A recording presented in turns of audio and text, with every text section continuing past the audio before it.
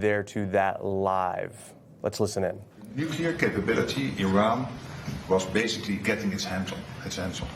And that would have been a threat to the region, it would have been a threat to the whole world. This is a country which is exporting chaos, it is exporting terrorism, and they were very near to getting their hands on the nuclear capability. You've seen last week with the G7, all the leaders in the G7 applauding the fact that this nuclear capability has been degraded.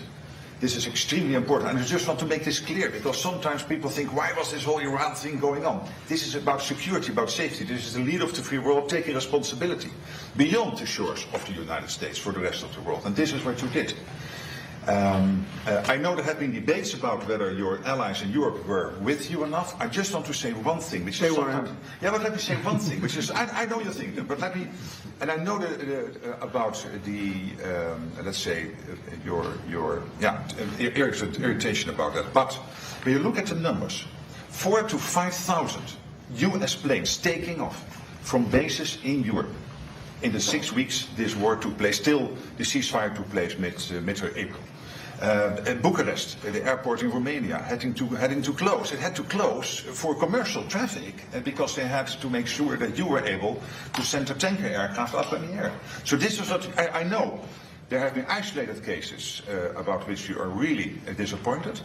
But generally speaking, your European allies have been there with you. I really want to make the point. 4,000 to 5,000 US planes taking off from European air bases. So that's about Iran. Now I want to take you, if you stay here, I go over to these boards here, because I want to show you what this president was able to achieve. And I start with this chart. This chart is about the Trump trillion. The Trump trillion shows you the increase Europeans and Canadians are paying into defense since you took office in 2017. Right. Trump 45 plus Trump 47. A total of extra spent by the Europeans and the Canadians of 1.2 trillion. When you look at the effect of Trump 47, so the isolated effect of the extra defense spending in 2025 and in 2026, you see almost $140 billion extra spent nominal on defense by the Europeans and the Canadians, and also this year you will again see an increase by about 120 billion, which brings a total in 2 years of over $250 billion. I can assure you, this is because of Russia, because of the threat, but I'm also absolutely convinced that you being President of the United States, being consistently pushing for something which since Eisenhower has not been achieved, which is the Europeans equalizing their defense spending with the United States, this is your evidence. Then, when it comes to jobs, look here. In total, 195,000 jobs being supported by investments. Investments from European companies into the United States, 83,000 jobs supported by that. 112,000 jobs created by the fact that Europeans are massively, about half of all their defense spending when it comes to defense industrial output is spent in the United States. 112,000 jobs. Last year they spent $54 billion on US defense industrial output. There is now an order catalog, an order backlog of $300 billion. So $300 billion of defense spending from Europeans, buying this in the US over the next couple of years, which is already on the order book.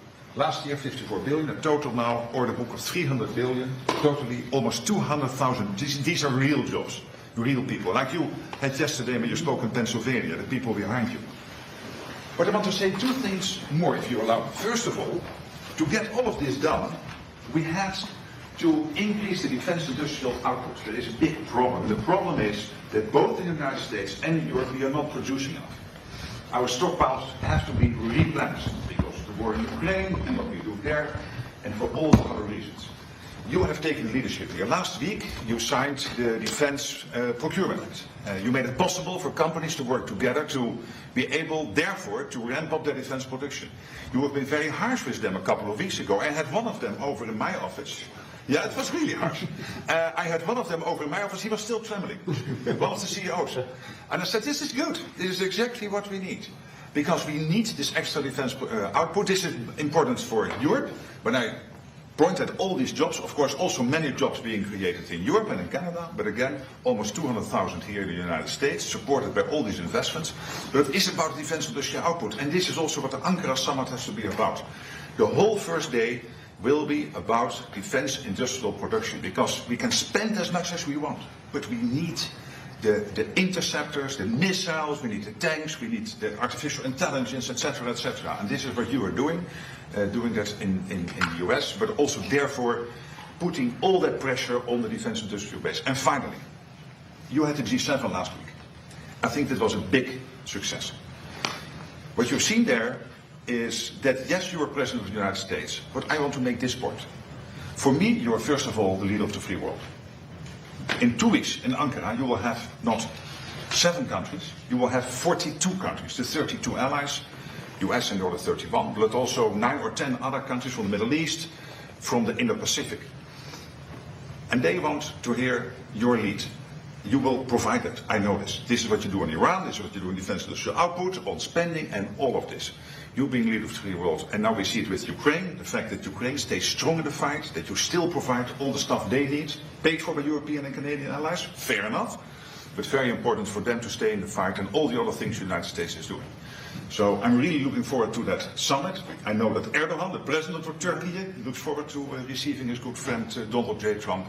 But I just wanted to tell this story because, ladies and gentlemen of the American media, this is important. This is your president, but also leader of the free world, taking the leadership role as is necessary. Thank you very much. Thank you very much. Any questions, please? Mr. President, after all this, you've been so transformative vis-a-vis NATO, and I think the Secretary General just stated that. You transformed NATO, the likes which nobody would have even thought that you could have done. After all that, do you still think that European allies, like you told me, treated you badly? And if so, what can they do to make things better? And to you, Secretary Rutte, can you confirm that all the thousands of flights, as you stated today and yesterday on Fox News, are in compliance with NATO treaties? Well, let me just say, he's been a friend of mine. He's a great guy, great leader, great Secretary General. Everybody respects him. And I appreciate your nice words, but you really have done a good job. And I think if anybody else were in that position, we wouldn't even be meeting today, to be honest with you, because we were let down. We didn't need help on this at all. We demolished them in literally the first week. But it would have been nice if they would have said, we'd like to help. We didn't even need it, but it would have been nice if they said that. They didn't say it. But as Secretary General, and he's the boss of the whole operation, he was, I believe if I would have called him, and I didn't bother doing that because I was doing individual countries just to take the temperature and see how they were doing.